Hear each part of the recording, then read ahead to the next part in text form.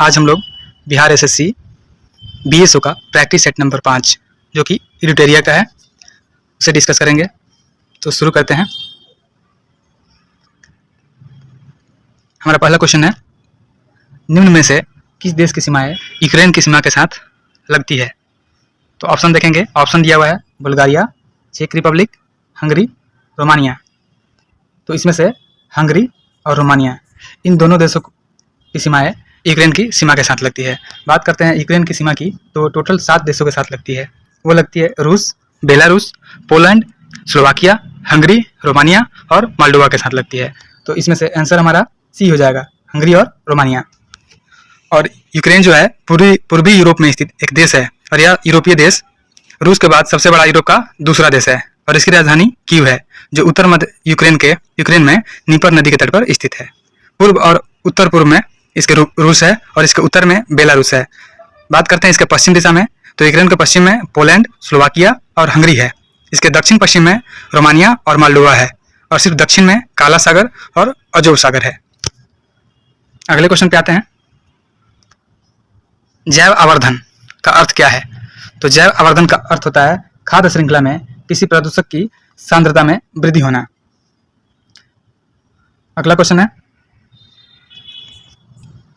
निम्नलिखित में से किसे तालाबों और कुओं में छोड़ने से मच्छरों को नियंत्रित करने में मदद मिलती है? तो ये गैम्बूसिया फिश होता है।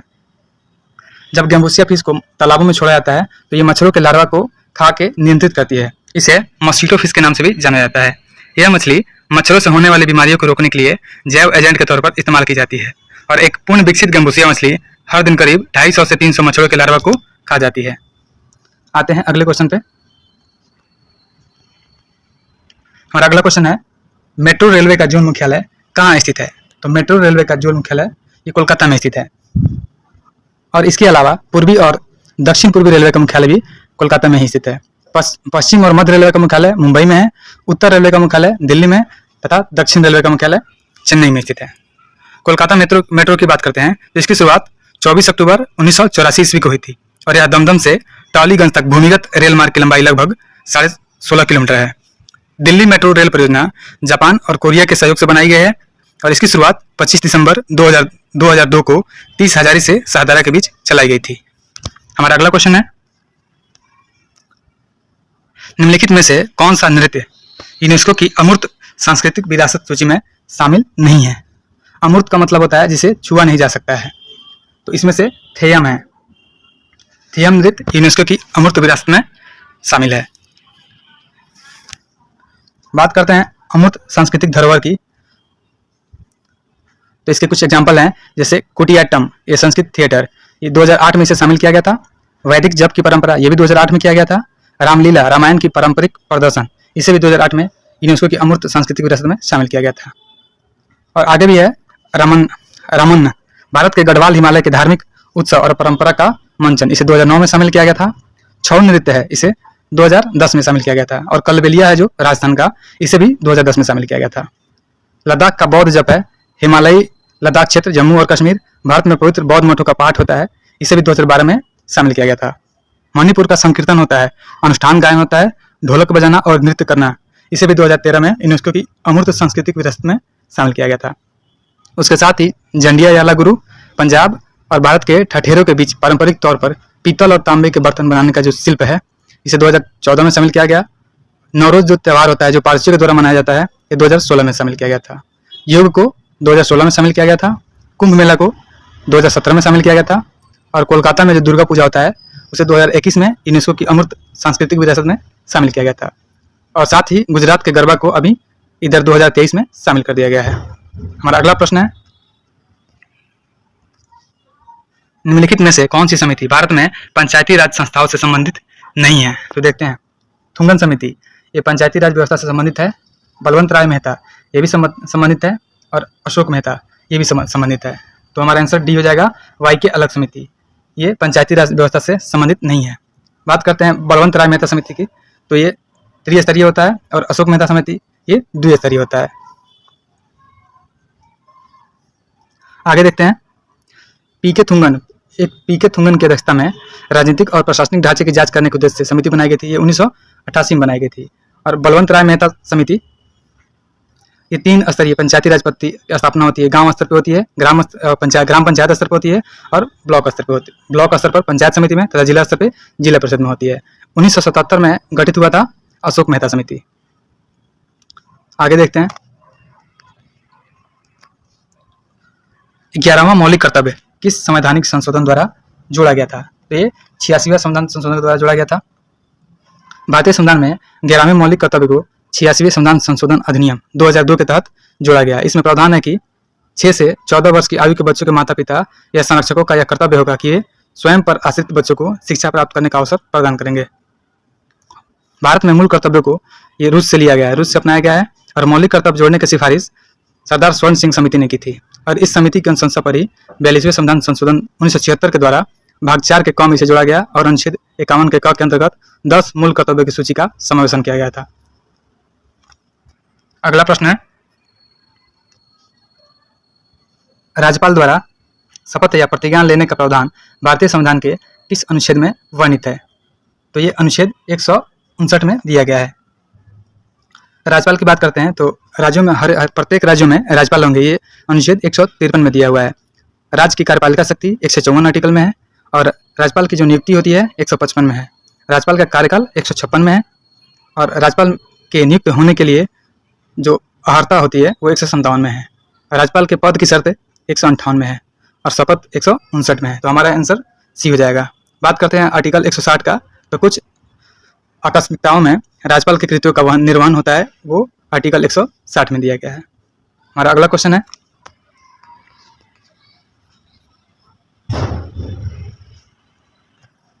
राष्ट्रीय परिवेशी वायु गुणवत्ता मानकों में किन प्रदूषकों को सम्मिलित किया गया है? तो आगे देखते हैं। PM10 इसे शामिल किया गया है, बेंजोपायरिन इसे भी शामिल किया गया है, आर्सेनिक इसे भी शामिल किया गया है, कार्बन डाइऑक्साइड ये शामिल नहीं है और निकेल को भी शामिल किया गया है। तो हमारा आंसर हो जाएगा 1, 2, 3, 5 यानी ऑप्शन डी हो जाएगा। NAQ एवं वायु प्रदूषक की रोकथाम और नियंत्रण अधिनियम 1981 के तहत CPCB द्वारा अधिसूचित किए गए प्रदूषकों के संदर्भ में परिवेशी वायु गुणवत्ता का मानक है और नास के तहत प्रदूषकों को सम्मिलित किया गया है। PM10, PM2.5, SO2, NO2, CO, NH3, ozone, सीसा, बेंजीन, बेंजोपायरिन, आर्सेनिक और निकेल इत्यादि इसमें शामिल है। हमारा अगला प्रश्न है, भारत में अविश्वास प्रस्ताव का संदर्भ में निम्नलिखित कथनों पर विचार कीजिए। तो देखते हैं, भारतीय संविधान में कहीं भी अविश्वास प्रस्ताव का उल्लेख नहीं किया गया है, तो ये सही है। अगला है, अविश्वास प्रस्ताव केवल लोकसभा में ही पुनः स्थापित किया जा सकता है, ये भी सही है। अगला है, अविश्वास प्रस्ताव लाने हेतु न्यूनतम 50 सदस्यों का समर्थन आवश्यक है, ये भी सही है। तो हमारा आंसर तीनों हो जाएगा। तीनों भारत में अविश्वास प्रस्ताव के संदर्भ में सही है। आगे देखते हैं,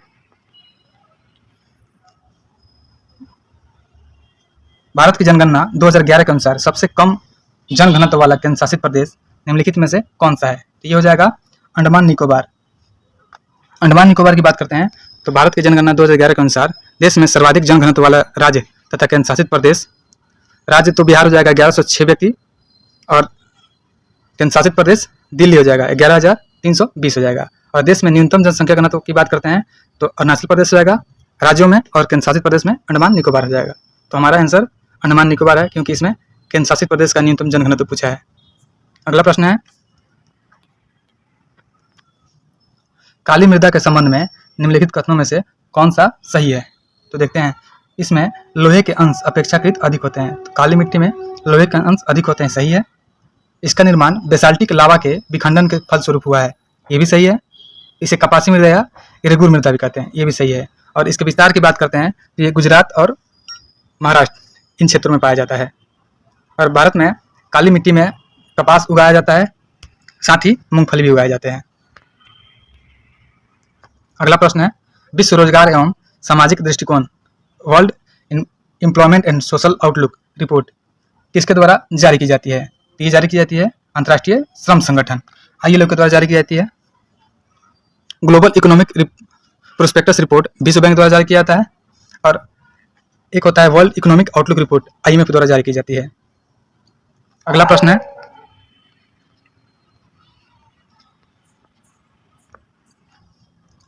केंद्रीय टसर अनुसंधान प्रशिक्षण संस्थान कहाँ स्थित है? तो ये रांची में स्थित है। केंद्रीय टसर अनुसंधान प्रशिक्षण संस्थान रांची में स्थित है। और साथ ही बात करते हैं कुछ और, जैसे केंद्रीय चावल अनुसंधान केंद्र ये कटक में है, केंद्रीय कपास अनुसंधान केंद्र ये नागपुर में है, राष्ट्रीय गन्ना प्रजनन संस्थान कोयम्बटूर में है। लेकिन साथ ही बात करेंगे अगर भारतीय गन्ना अनुसंधान केंद्र तो लखनऊ में होगा, केंद्रीय आलू अनुसंधान केंद्र शिमला में है और राष्ट्रीय रबर अनुसंधान केंद्र कोट्टायम में है। याद रखना है, राष्ट्रीय गन्ना प्रजनन संस्थान बोलेगा तो कोयम्बटूर होगा और भारतीय गन्ना अनुसंधान केंद्र बोलेगा तो लखनऊ होगा। अगला क्वेश्चन है, निम्न विकल्पों में कौन सा विकल्प सही नहीं है? तो देखते हैं, वेसुवियस का स्थिति फिलीपींस दिया हुआ है, ये सही नहीं है। वेसुवियस की बात करते हैं तो ये फिलीपींस नहीं इटली में होगा। वेसुवियस पर्वत है ये और ज्वालामुखी भी है, ज्वालामुखी पर्वत है तो ये इटली में होगा, फिलीपींस में नहीं होगा। आगे फ्यूजियामा जापान में है, ये सही है। कोटोपैक्सी इक्वाडोर में, ये भी सही है। और ज्वालामुखी पर्वत और भी है, कुछ किलिमंजारो में जैसे वो तंजानिया में है, माउंट किनाबालू है वो मलेशिया में है, और एक है सबनकाया ज्वालामुखी पर्वत ये पेरू में है, कोलिमा है मैक्सिको में, और किलायू है हवाई द्वीप अमेरिका में। हमारा अगला प्रश्न है, भारतीय संविधान में उल्लिखित व्यापार और वाणिज्य की स्वतंत्रता की अवधारणा निम्नलिखित में से किस देश के संविधान से प्रेरित है? तो ये ऑस्ट्रेलिया से है। बात करते हैं व्यापार एवं वाणिज्य की स्वतंत्रता, भारतीय संविधान के अनुच्छेद 19(1) के जी में वर्णित है। यह अवधारणा ऑस्ट्रेलिया के संविधान से लिया गया है। इसके अतिरिक्त भारतीय संविधान में ऑस्ट्रेलिया से समवर्ती सूची भी लिया गया है तथा साथ ही संसद के दोनों सदनों की जो संयुक्त बैठक होती है इसे भी ऑस्ट्रेलिया से लिया गया है। अगला प्रश्न है, निम्नलिखित कथनों पर विचार कीजिए। तो देखते हैं, भारत में हिमालय केवल 5 राज्यों में फैला हुआ है, तो ये गलत स्टेटमेंट है, क्योंकि भारत में जो हिमालयी प्रदेश है वो जम्मू और कश्मीर है, लद्दाख है, हिमाचल प्रदेश है, उत्तराखंड है, सिक्किम है, अरुणाचल प्रदेश है, मेघालय है, नागालैंड है, मणिपुर है, मिजोरम है और त्रिपुरा है, इतने सारे हैं। इनके अलावा असम और पश्चिम बंगाल के पहाड़ी क्षेत्र भी इसी के यानी कि हिमालय के अंतर्गत ही आते हैं, अतः हिमालय 5 से अधिक राज्यों में विस्तृत है। नेक्स्ट ऑप्शन है, पश्चिमी घाट केवल 5 राज्यों में फैले हुए हैं, ये स्टेटमेंट सही है। पश्चिमी घाट सिर्फ गुजरात, महाराष्ट्र, गोवा, कर्नाटक, तमिलनाडु और केरल राज्यों में फैले हुए हैं। आगे है, पुलिकट झील केवल 2 राज्यों में फैली हुई है। सॉरी, ये 5 नहीं, ये तो 6 राज्यों में है, तो ये स्टेटमेंट भी गलत हो जाएगा। अगला स्टेटमेंट है, पुलिकट झील केवल 2 राज्यों में फैली हुई है। तो पुलिकट झील भारत का सबसे बड़ा लेगून झील है और इसका विस्तार तमिलनाडु और आंध्र प्रदेश राज्यों में है, तो ये स्टेटमेंट बिल्कुल सही है। तो हमारा आंसर सिर्फ बी यानी सिर्फ सी होना चाहिए, क्योंकि ये 5 नहीं, पश्चिमी घाट 6 राज्यों में है। पश्चिमी घाट है गुजरात, महाराष्ट्र, गोवा, कर्नाटक, तमिलनाडु और केरल, जबकि ऑप्शन में 5 दिया हुआ है, तो हमारा ऑप्शन सी सही होगा सिर्फ। अगला क्वेश्चन है, निर्वाचन आयुक्त को पद से हटाया जा सकता है। तो इसे हटाने की प्रक्रिया होती है, मुख्य निर्वाचन आयुक्त के परामर्श पर राष्ट्रपति द्वारा निर्वाचन आयुक्त को हटाया जा सकता है। भारतीय संविधान का अनुच्छेद भाग 15 में अनुच्छेद 324 से 329 में निर्वाचन आयोग तथा निर्वाचन से संबंधित प्रावधान दिए गए हैं। राष्ट्रपति द्वारा निर्वाचन आयुक्तों को मुख्य निर्वाचन आयुक्त की सिफारिश पर ही पद से हटाया जा सकता है, और जो मुख्य निर्वाचन आयुक्त होते हैं तो उनका कार्यकाल 6 वर्ष या 65 वर्ष तक या जो पहले पूरा हो उतना तक होता है। हमारा अगला प्रश्न है,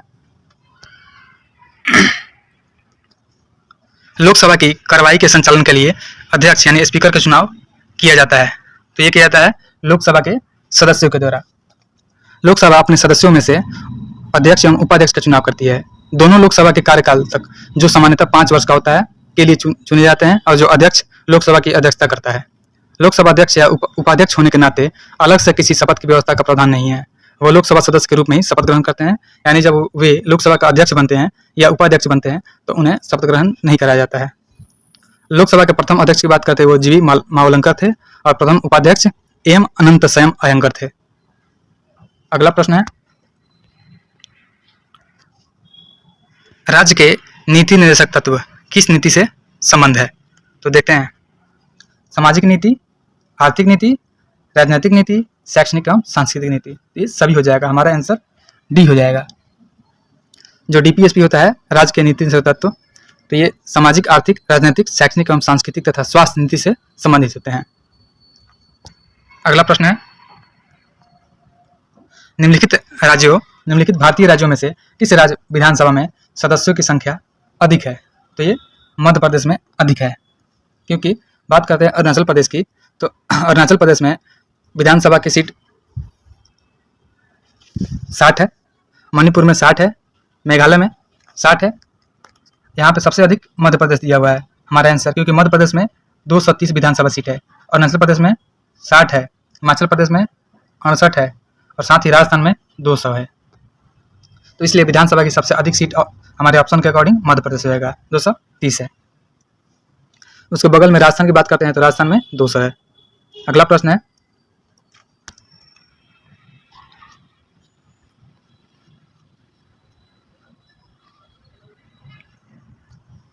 कृषि विपणन प्रणाली में सुधार के लिए भारत सरकार द्वारा अपनाया गया नीतिगत उपाय क्या है?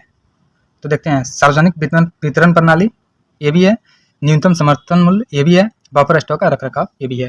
यानी जो पीडीएस होता है, सार्वजनिक वितरण प्रणाली, उपभोक्ता मामले खाद्य एवं सार्वजनिक वितरण मंत्रालय के अंतर्गत सस्ती कीमतों पर खाद्यान्न के वितरण के माध्यम से खाद्य सुरक्षा सुनिश्चित करने वाली प्रणाली है। और यह बफर स्टॉक के माध्यम से एमएसपी यानी न्यूनतम समर्थन मूल्य पर की गई सार्वजनिक खरीदों को गोदाम में सुरक्षित रखता है, जिससे सूखा, बाढ़, युद्ध एवं अकाल जैसी प्रतिकूल दशाओं में खाद्य सुरक्षा सुनिश्चित करती है।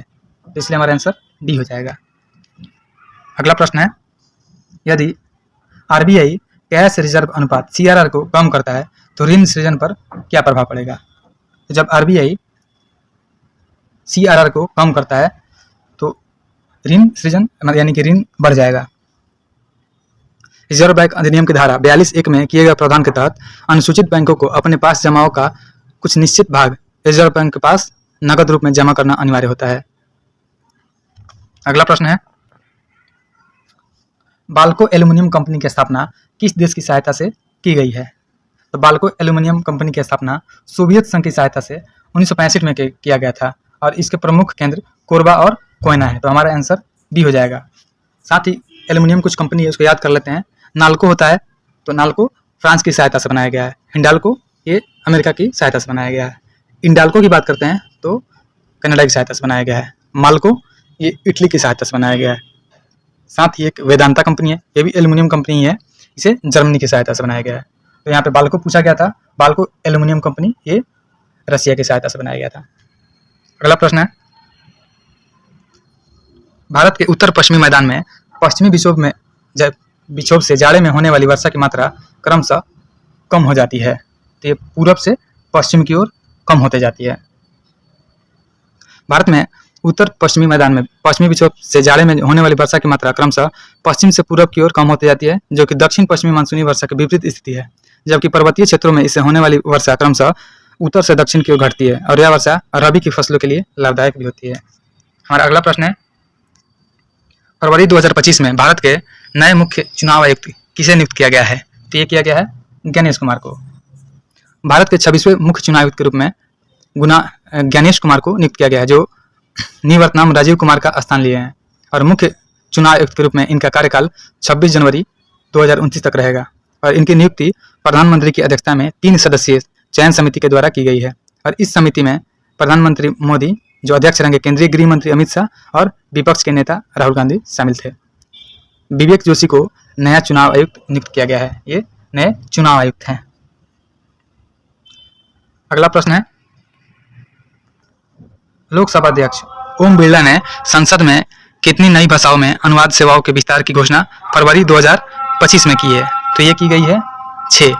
लोकसभा अध्यक्ष ओम बिरला ने 11 फरवरी 2025 को संसद में 6 नई भाषाओं में अनुवाद सेवाओं के विस्तार की घोषणा की है, जिसमें शामिल है बोडो है, डोगरी है, मैथिली है, मणिपुरी है, उर्दू और संस्कृत है। अब तक 11 भाषा को अनुवाद सेवाएं दी जा रही थी, जिसमें हिंदी, अंग्रेजी, असमिया, बंगाली, गुजराती, कन्नड़, मलयालम, मराठी, उड़ीसा, तमिल और तेलुगु शामिल था। लेकिन संसद में अब कुल 18 भाषाओं में अनुवाद हो रहा है। इसमें से 17 भाषा संविधान की 8वीं अनुसूची में शामिल है। हमारा अगला प्रश्न है, भारत का पहला स्वदेशी automated biomedical waste treatment plant कहाँ स्थापित किया जाएगा?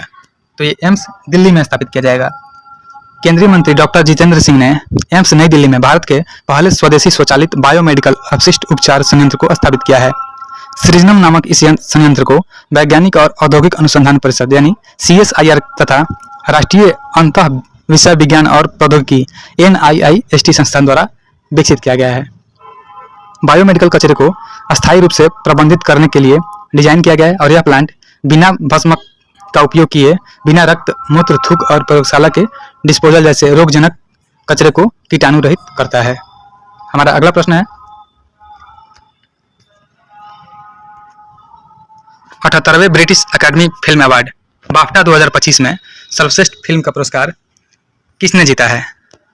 तो 78वें British academy film award BAFTA 2025 में सर्वश्रेष्ठ फिल्म का पुरस्कार कौन क्लेव ने जीता है। और इसका बात करते हैं बाफ्टा 2025 के बारे में, तो ये 2025 वाला आयोजन लंदन के रॉयल फेस्टिवल हॉल में हुआ था और इसमें सर्वश्रेष्ठ फिल्म कॉन्क्लेव को मिला था। वहीं एड्रियन ब्रॉडी को बेस्ट एक्टर और मिकी मैडिसन को बेस्ट एक्ट्रेस का अवार्ड दिया गया है। याद रखेंगे, बेस्ट एक्टर का अवार्ड एड्रियन ब्रॉडी को और बेस्ट एक्ट्रेस का अवार्ड मिकी मैडिसन को दिया गया है। एक है पायल कपाड़िया, इनके निर्देशन में एक फिल्म बनाई गई थी मलयालम हिंदी में, all we imagine as light, BAFTA award पाने से वंचित रह गई है।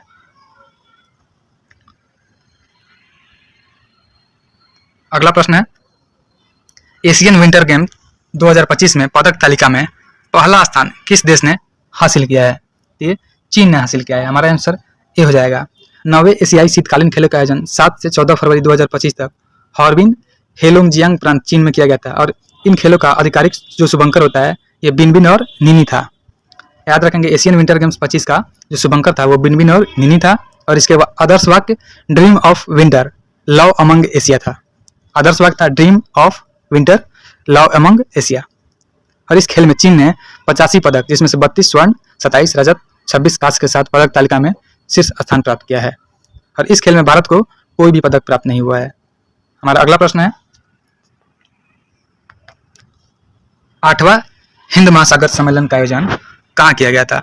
तो 8वां हिंद महासागर सम्मेलन ये ओमान में किया गया था और इस सम्मेलन में भारत का नेतृत्व विदेश मंत्री एस जयशंकर के द्वारा किया गया था। अगला प्रश्न है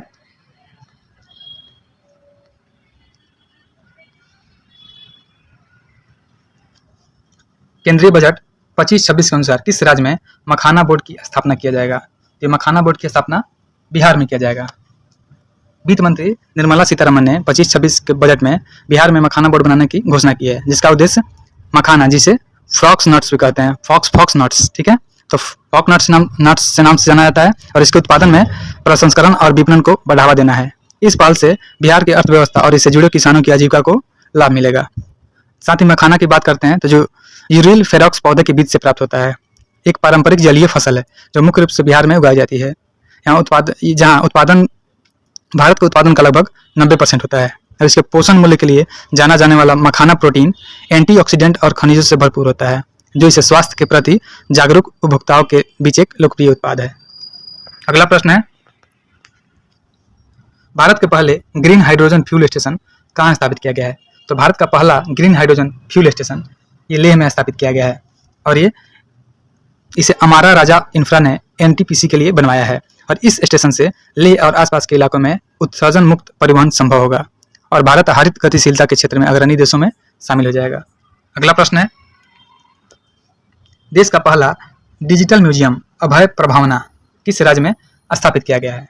तो देश का पहला डिजिटल म्यूजियम अभय प्रभावना ये महाराष्ट्र में स्थापित किया गया है, महाराष्ट्र के पुणे जिले में, और यह म्यूजियम मुंबई पुणे राजमार्ग पर इंद्रायणी नदी के किनारे स्थित है। इसे Firodia institute of philosophy, cultural and history ने बनाया है और इसका उद्देश्य है जैन धर्म की विरासत, सौंदर्य और शैक्षिक मूल्य को प्रदर्शित करके जैन पर्यटकों को में गर्व की भावना पैदा करना।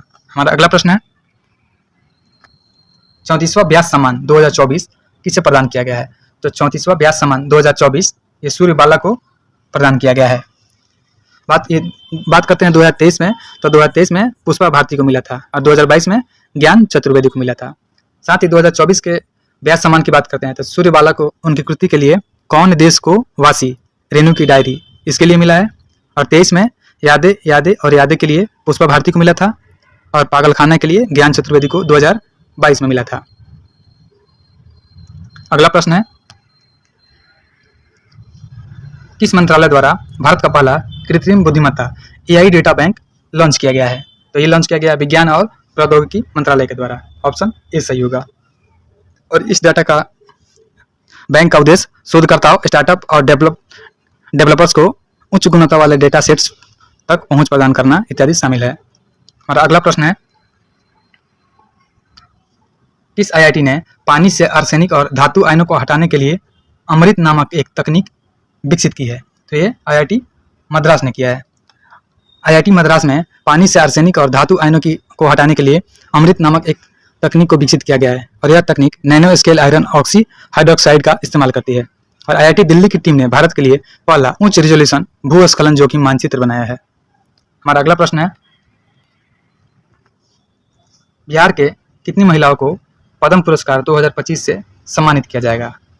तो बिहार के 2 महिलाओं को पद्म पुरस्कार 2025 से सम्मानित किया जाएगा और इनमें शामिल है स्वर कोकिला के नाम से मशहूर हैं शारदा सिन्हा तथा सुजनी कला में निपुण निर्मला देवी को दिया जाएगा।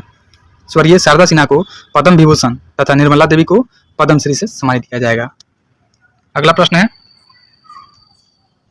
हाल ही में कौन सा राज्य वन पारिस्थितिकी तंत्र को हरित सकल घरेलू उत्पाद से जोड़ने वाला भारत का पहला राज्य बना है? तो ये छत्तीसगढ़ बना है। छत्तीसगढ़ वन पारिस्थितिकी तंत्र को हरित सकल घरेलू उत्पाद से जोड़ने वाला पहला राज्य बना है और यह पहल आर्थिक विकास को बढ़ावा देने हेतु सतत विकास प्राप्त करने के व्यापक लक्ष्य के रूप में अनुरूप है। हमारा अगला क्वेश्चन है, India state of forest report 2023 के अनुसार निम्नलिखित में से कौन सा कथन सत्य है? तो देखते हैं, वर्ष 2023 में देश के 19 राज्यों में उनके कुल भौगोलिक क्षेत्रफल का 33% क्षेत्रफल वनाच्छादित है। ये सही है। आगे है, वर्ष 2023 में देश के 8 राज्यों या केंद्र शासित प्रदेश क्षेत्रों में उनके कुल भौगोलिक क्षेत्रफल का 75% से अधिक भूभाग वनाच्छादित है। ये भी सही है, तो दोनों स्टेटमेंट सही हो जाएगा। 19 राज्यों में कुल भौगोलिक क्षेत्रफल का 33% से अधिक भूभाग वनाच्छादित है, जबकि 8 केंद्र शासित प्रदेशों क्षेत्रों जैसे ये राज्यों में मिजोरम, लक्षद्वीप, अंडमान एवं निकोबार द्वीप समूह, अरुणाचल प्रदेश, नागालैंड, मेघालय, त्रिपुरा, मणिपुर का जो 75% से अधिक भाग है वो वनाच्छादित है। इसलिए हमारा आंसर सी हो जाएगा, 1 और 2 दोनों। अगला प्रश्न है,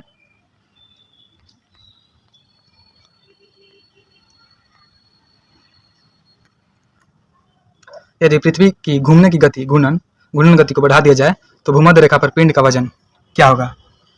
तो जब पृथ्वी की घूमने की गति को बढ़ा दिया जाएगा तो भूमध्य रेखा पर पिंड का वजन घट जाएगा। न्यूटन का गुरुत्वाकर्षण नियम है कि इन 2 पिंडों के बीच कार्य करने वाला आकर्षण बल पिंडों के द्रव्यमान के गुणनफल के अनुक्रमणपाती होता है एवं उनके बीच की दूरी वर्ग के व्युत्क्रमणपाती होता है। तो जी के मान में परिवर्तन जो होगा तो पृथ्वी के सतह पर ऊपर या नीचे जाने से जी का मान बढ़ता है और जी का मान का महत्तम मैक्सिमम मान पृथ्वी के ध्रुव यानी पोल पे होता है और जी का जो न्यूनतम मान होता है ये विषुवत रेखा पर होता है। और पृथ्वी की घूर्णन गति बढ़ने पर जी का मान कम हो जाता है और घूर्णन गति घटने पर जी का मान बढ़ जाता है। पृथ्वी की घूर्णन गति बढ़ने पर विषुवत रेखा पर स्थित किसी वस्तु का वजन घट जाएगा। साथ ही अगर पृथ्वी को अपने वर्तमान कोणीय चाल से 17 गुना चाल से घूमने लगे तो भूमध्य रेखा पर रखी हुई वस्तु का भार 0 हो जाएगा। अगला प्रश्न है, पारदर्शी यानी पेरियोस्कोप में किस दर्पण का उपयोग किया जाता है? तो पेरियोस्कोप में समतल दर्पण का उपयोग किया जाता है। पेरियोस्कोप में 2 समतल दर्पणों का प्रयोग होता है और ये दर्पण ट्यूब के किनारों में 45 डिग्री के कोण पर ट्यूब के दोनों छोर पर लगाए जाते हैं। जब एक दर्पण पर प्रकाश पड़ता है तो वह वापस परावर्तित हो जाता है और परावर्तित किरणें दूसरे दर्पण पर पड़ती है जो आगे चलकर पर्यवेक्षक के आंखों की ओर परावर्तित हो जाती है। साथ ही पेरियोस्कोप की बात करते हैं तो पेरियोस्कोप पनडुब्बी चालकों के काम करने में मदद करता है और इसका उपयोग पानी की सतह से ऊपर देखने के लिए किया जाता है। एक साधारण प्रकार के पेरियोस्कोप को केवल दर्पण की आवश्यकता होती है, लेकिन एक अधिक जटिल पेरियोस्कोप प्रिज्म का भी उपयोग किया जाता है। यह प्रकाश के परावर्तन के नियमों के आधार पर कार्य करता है। अगला प्रश्न है, किसी चालक का प्रतिरोध निर्भर करता है? तो देखते हैं, चालक का प्रतिरोध चालक की लंबाई पर निर्भर करता है, अनुप्रस्थ काट के क्षेत्रफल पर निर्भर करता है, पदार्थ की प्रकृति पर निर्भर करता है। तो हमारा आंसर टी हो जाएगा, यानी किसी चालक का प्रतिरोध तीनों पे डिपेंड करेगा, लंबाई पे भी, अनुप्रस्थ काट के क्षेत्रफल पे भी और पदार्थ की प्रकृति पे भी। अगला प्रश्न है, नाभिकीय पावर प्लांट में नियंत्रक छड़ के रूप में किसका प्रयोग किया जाता है? तो जो न्यूक्लियर पावर प्लांट होता है उसमें नियंत्रक के रूप में कैडमियम छड़ को यूज किया जाता है। नियंत्रक छड़ का प्रयोग नाभिकीय विखंडन में उत्सर्जित न्यूट्रॉनों की संख्या कम करने तथा अभिक्रिया को नियंत्रित रखने हेतु किया जाता है। नियंत्रक छड़ के रूप में कैडमियम तथा एक बोरॉन निर्मित छड़ का भी प्रयोग होता है। अगला प्रश्न है, भारत में कौन सा नाभिकीय ईंधन प्रचुर मात्रा में उपलब्ध है? तो भारत में सबसे ज्यादा थोरियम पाया जाता है। और साथ ही बात करते हैं कि सबसे अधिक मात्रा में उपलब्ध, तो ये सबसे ज्यादा केरला में होता है। प्रति इकाई थोरियम यूरेनियम से 250 गुना ज्यादा ऊर्जा प्रदान करता है। और जो मोनाजाइट होता है, तो मोनाजाइट रेत में थोरियम पाया जाता है। अगला प्रश्न है, चुंबक के भीतर चुंबकीय क्षेत्र से गुजरने वाली काल्पनिक रेखाओं की दिशा क्या होती है? तो ये होती है दक्षिण से उत्तर। किसी चुंबक के चारों ओर वह क्षेत्र जिसमें लौह तत्व द्वारा बल का अनुभव किया जाता है चुंबक का चुंबकीय क्षेत्र कहलाता है। और इसका एसआई मात्रक टेस्ला होता है। अगला प्रश्न है, पानी में बना बुलबुला किस परिघटना के कारण चमकता है? तो पानी में बना हुआ बुलबुला जो होता है ये पूर्ण आंतरिक परिवर्तन के कारण चमकता है। जब सघन माध्यम से विरल माध्यम में जाने वाली प्रकाश किरण के लिए यदि आपतन कोण क्रांतिक कोण से अधिक हो तो किरण सघन माध्यम से पृष्ठ से परिवर्तित होकर सघन माध्यम में ही लौट जाती है और इस परिघटना को ही पूर्ण आंतरिक परिवर्तन कहा जाता है। अगला प्रश्न है, निम्नलिखित में से कौन सा जानवर अवश्रव्य ध्वनि इंफ्रासोनिक वेव्स सुनने वाला जानवर नहीं है? तो हाथी ये सुनता है, कबूतर भी सुनता है, वेल भी सुनता है, चमगादड़ नहीं होगा। आगे देखते हैं, हाथी, वेल, कबूतर, राइनो आदि ये अवश्रव्य तरंगे सुनते हैं, यानी इंफ्रासोनिक वेव सुनते हैं। साथ ही बात करते हैं चमगादड़ की, तो चमगादड़ जो होता है वो परश्रव्य तरंग को सुनता है। चमगादड़ के साथ साथ जो डॉल्फिन होता है ये भी परश्रव्य तरंग को सुनता है और इसकी लिमिट होती है 20,000 हर्ट्ज से अधिक। जबकि जो अवश्रव्य ध्वनि वाले सुनने वाले जानवर होते हैं ये 20 हर्ट्ज से नीचे की आवृत्ति वाली ध्वनि को सुनते हैं। अगला प्रश्न है, मानव शरीर में प्रोटीन का पाचन किस अंग में होता है? तो मानव शरीर में प्रोटीन का पाचन अमाशय में होता है। प्रोटीन जटिल एवं नाइट्रोजन युक्त यौगिक है जो अमीनो एसिड नामक छोटे अणुओं से मिलकर बना होता है और ये अमीनो एसिड पेप्टाइड बॉन्ड से जुड़े होते हैं। प्रोटीन का पाचन हमेशा अमाशय में होता है और अमाशय से जठररस स्रावित होते रहता है। हमारा अगला प्रश्न है, मानव शरीर की किस ग्रंथि में विटामिन ए का संश्लेषण होता है? तो मानव शरीर में विटामिन ए का संश्लेषण ये लीवर यानी यकृत में होता है और यकृत मानव शरीर की सबसे बड़ी ग्रंथि है। यह ग्लूकोज को ग्लाइकोजेन के रूप में संचित रखता है। यकृत द्वारा पित्त रस का स्रवण होता है। पित्त वसा के पाचन हेतु आवश्यक होता है। हमारा अगला प्रश्न है, किस वर्ग के पौधों का शरीर जड़, तना तथा पत्तियों में विभाजित नहीं होता है? ये थैलोफाइटा का नहीं होता है। थैलोफाइटा वर्ग के पौधों का शरीर जड़, तना तथा पत्तियों में विभाजित नहीं होता है। इस वर्ग के पौधों को सामान्यतः शैवाल कहते हैं और ये जलीय पौधे होते हैं, जैसे होता है यूलोथ्रिक्स होता है, स्पाइरोगाइरा होता है, अल्वा होता है, कारा इत्यादि होता है। हमारा अगला प्रश्न है,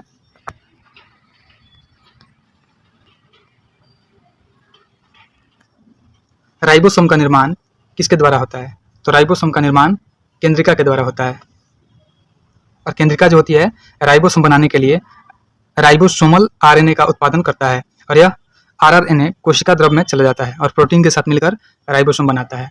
राइबोसोम आरएनए प्रोटीन से मिलकर बना होता है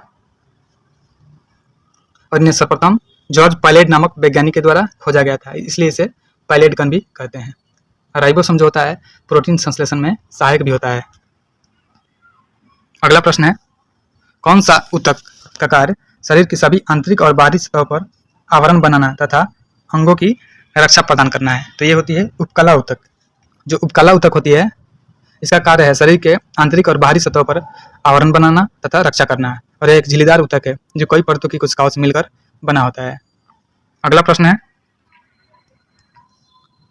एड्स का कारण ह्यूमन इम्यूनोडेफिशिएंसी वायरस HIV और सामान्यतः HIV संक्रमण का परागमन किसके माध्यम से होता है? तो ये होता है संदूषित रक्त एवं रक्त उत्पादों के संचरण से। एड्स का फुल फॉर्म होता है एक्वायर्ड इम्यूनोडेफिशिएंसी सिंड्रोम और यह रोग HIV यानी ह्यूमन इम्यूनोडेफिशिएंसी वायरस के कारण होता है और यह वायरस रोगी की जो प्रतिरक्षा प्रणाली होती है उसको खत्म कर देता है, जिसमें लिम्फोसाइट श्वेत रक्त जो होता है उसको नष्ट कर देता है। और इस बीमारी का प्रसार जो होता है ये लैंगिक संभोग, संक्रमित व्यक्ति के रक्त का अन्य व्यक्ति को चढ़ाना तथा प्लेसेंटा के संपर्क से भी होता है। और HIV की जांच के लिए हम लोग एलिसा टेस्ट करते हैं। अगला प्रश्न है, ल्यूकेमिया एक प्रकार का कैंसर है जिसमें किसकी असाधारण बढ़ोतरी होती है? तो श्वेत रक्त कोशिकाओं की संख्या में लगातार वृद्धि होती है, इसे ल्यूकेमिया कहते हैं। ल्यूकेमिया में यानी WC की संख्या अधिक बढ़ जाती है। अगला प्रश्न है, DNA में निम्नलिखित में से कौन सा रासायनिक भार नहीं पाया जाता है? तो ये यूरोसिल नहीं पाया जाता है। DNA का मतलब होता है डीऑक्सी राइबो न्यूक्लिक एसिड। इसमें किसी जीव की आनुवंशिक जानकारी होती है और DNA में 4 रासायनिक क्षार होते हैं, एडेनिन, गुआनिन, थाइमिन और साइटोसिन। DNA केंद्रक माइटोकॉन्ड्रिया तथा क्लोरोप्लास्ट में उपस्थित होता है। हमारा अगला प्रश्न है, अगर आयतन स्थिर हो तब गैस के तापमान को बढ़ाने से उसके दबाव पर क्या प्रभाव पड़ता है? तो जब आयतन स्थिर होता है तब गैस के तापमान को बढ़ाने पर उसका दबाव बढ़ जाता है। गैस का ताप संबंध ये गेल-लुसाक के नियम पर आधारित है। गेल-लुसाक के नियम के अनुसार स्थिर आयतन पर गैस का दबाव तापमान के सीधे अनुपातिक होता है, यानी समानुपाती होता है। इस प्रकार स्थिर आयतन पर तापमान में वृद्धि के साथ गैस का दबाव बढ़ जाएगा, यानी P directly proportional to T हो जाएगा। अगला क्वेश्चन है, निम्नलिखित में से किस राजनीतिक संस्था का गठन कांग्रेस के गठन के बाद किया गया था? तो देखते हैं, बंग भाषा प्रकाशक सभा, इसकी स्थापना 1836 में की गई थी।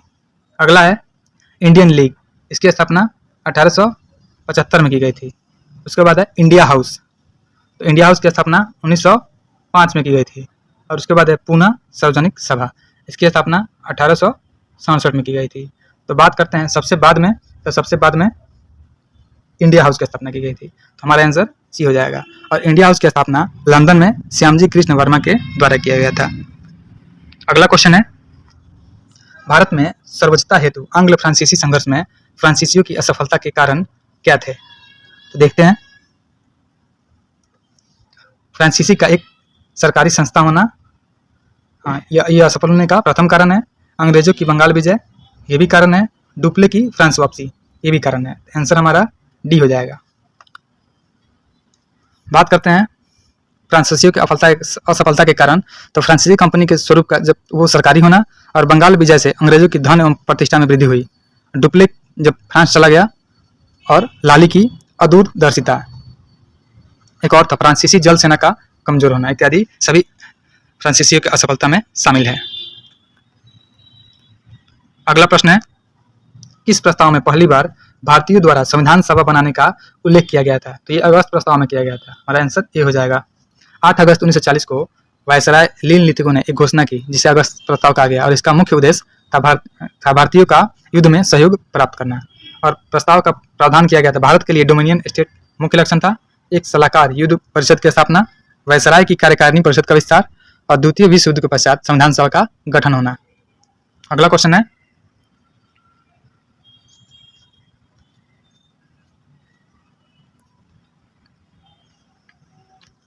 राष्ट्रीय योजना समिति का गठन कब किया गया था? तो राष्ट्रीय योजना समिति का गठन 1938 में किया गया था। 1938 में कांग्रेस के हरिपुरा अधिवेशन में उसके अध्यक्ष थे सुभाष चंद्र बोस द्वारा राष्ट्रीय योजना समिति का गठन किया गया और राष्ट्रीय योजना समिति के प्रथम अध्यक्ष जवाहरलाल नेहरू को बनाया गया था। इस समिति का उद्देश्य था औद्योगिकरण पर आधारित भारत के आर्थिक विकास के लिए व्यापक योजना का निर्माण करना। हमारा अगला क्वेश्चन है 62, निम्नलिखित संधि एवं उससे संबंधित वर्ष का मिलान करना है। तो देखते हैं, सलबाई की संधि, तो सलबाई की संधि 1782 में हुई थी। आगे है येंडूब की संधि, येंडूब की संधि 1826 में हुआ था तथा सुगौली की संधि ये 1816 में हुआ था। तो ए का 3 और बी का 1 यानी ऑप्शन डी हो जाएगा। सलबाई की संधि 1782 में मराठा और अंग्रेजों के बीच हुई थी और इससे प्रथम आंग्ल मराठा युद्ध की समाप्ति हुई थी। सुगौली की संधि की बात करते हैं तो 1816 में संपन्न हुई थी और इसके तहत आंग्ल नेपाल युद्ध की समाप्ति हुई और उस समय लॉर्ड हेस्टिंग गवर्नर जनरल था। येंडूब की संधि 24 फरवरी 1826 को हुआ था और इससे प्रथम आंग्ल बर्मा युद्ध की समाप्ति हुई थी। इस समय गवर्नर जनरल लॉर्ड एमहर्स्ट था। हमारा अगला क्वेश्चन है, तैमूर के आक्रमण के बाद भारत में किस वंश का राज स्थापित हुआ था? तो तैमूर के आक्रमण के बाद भारत में सैयद वंश का राज स्थापित हुआ था। तैमूर ने 1398 ईस्वी में दिल्ली सल्तनत एवं तुगलक वंश के दोनों को ही नष्ट कर दिया था और 1412 में नासिरुद्दीन महमूद की मृत्यु के साथ ही तुगलक वंश का अंत हो गया। और 1413 ईस्वी में सरदारों ने दौलत खां को दिल्ली का सुल्तान चुना, परंतु उसे खिजर खां ने पराजित कर दिया था और वह तैमूर द्वारा नियुक्त मुल्तान का सूबेदार था। तैमूर के आक्रमण के बाद 1414 में उसके दिल्ली पर अधिकार कर एक नए वंश के सैयद वंश की स्थापना डाली। अगला क्वेश्चन है, निम्न शासकों के कार्यकाल के अनुसार व्यवस्थित कीजिए। तो सबसे पहले हो जाएगा फिरोज तुगलक।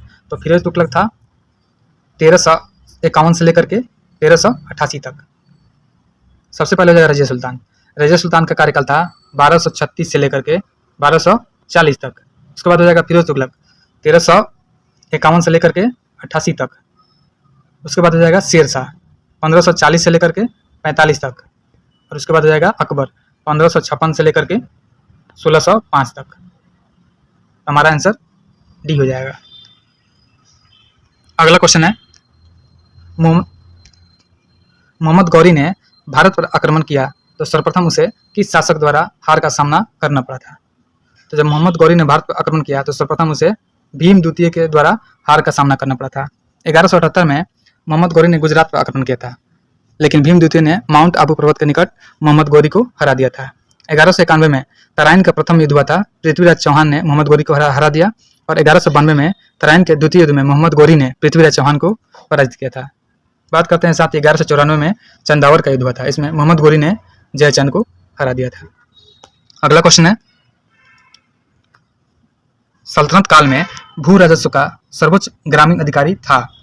तो सल्तनत काल में भू राजस्व का सर्वाधिक ग्रामीण अधिकारी चौधरी था। सल्तनत काल में शासन की सबसे छोटी इकाई ग्राम होती थी, जो स्वशासन एवं पैतृक अधिकारी की व्यवस्था के अंतर्गत आती थी। और ग्राम स्तर पर चौधरी भू राजस्व का सर्वोच्च अधिकारी होता था। अगला क्वेश्चन है, प्रथम जैन सभा का आयोजन किस स्थान पर किया गया था? तो प्रथम जैन सभा का आयोजन पाटलिपुत्र में किया गया था। ये 310 ईस्वी में पाटलिपुत्र में आयोजित किया गया था और इसकी अध्यक्षता स्थूलभद्र ने की थी। प्रथम जैन सभा में जैन धर्म ग्रंथ को 12 अंगों में बांटा गया था और द्वितीय जैन सभा 512 ईस्वी में बल्लभी गुजरात में आयोजित हुआ था और इसका अध्यक्षता देवाधि क्षमा श्रवण ने किया था। तो प्रथम जैन सभा के अध्यक्ष स्थूलभद्र और द्वितीय जैन सभा के अध्यक्ष क्षमा श्रवण थे। अगला प्रश्न है, H2SO4 की परमाणुकता क्या है? तो O में 4 परमाणु, एक S 5 और 2 हाइड्रोजन 7। H2SO4 की परमाणुकता 7 हो जाएगी। बात करते हैं H2SO4, इसे सल्फ्यूरिक एसिड भी कहते हैं और किसी तत्व के एक अणु में परमाणुओं की संख्या को परमाणुकता कहा जाता है, इसलिए हमारा आंसर 7 हो जाएगा।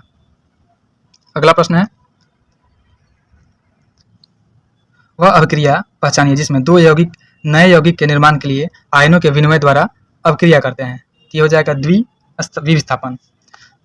द्विविस्थापन अभिक्रिया में दो यौगिक नए यौगिक के निर्माण के लिए आयनों के विनिमय द्वारा अभिक्रिया करते हैं। एग्जाम्पल के लिए, अगर NH3 को HCl के साथ रिएक्शन कराएंगे तो NH4Cl बनाएगा।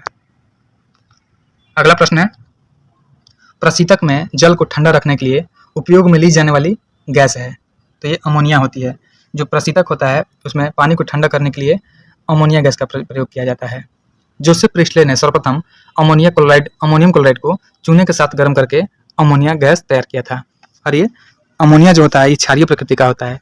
अमोनिया नाइट्रोजन के 1 परमाणु और हाइड्रोजन के 3 परमाणु यानी NH3। अमोनिया का फॉर्मूला होता है NH3, 1 नाइट्रोजन और 3 हाइड्रोजन से मिलकर बना होता है। अमोनिया तीक्ष्ण गंध वाली गैस, रंगहीन गैस होता है और यह हवा से हल्का होता है तथा जल में अधिक विलेय होता है। अगला क्वेश्चन है,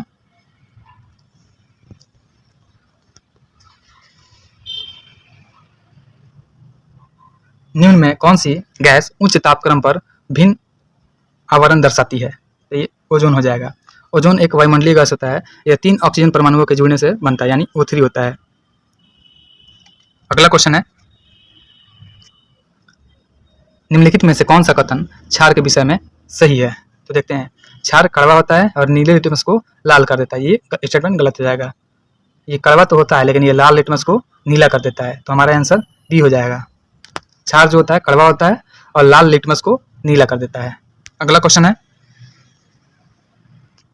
73, अश्रु गैस का रासायनिक सूत्र क्या होता है? तो ये होता है CCl3NO2। साथ ही बात करते हैं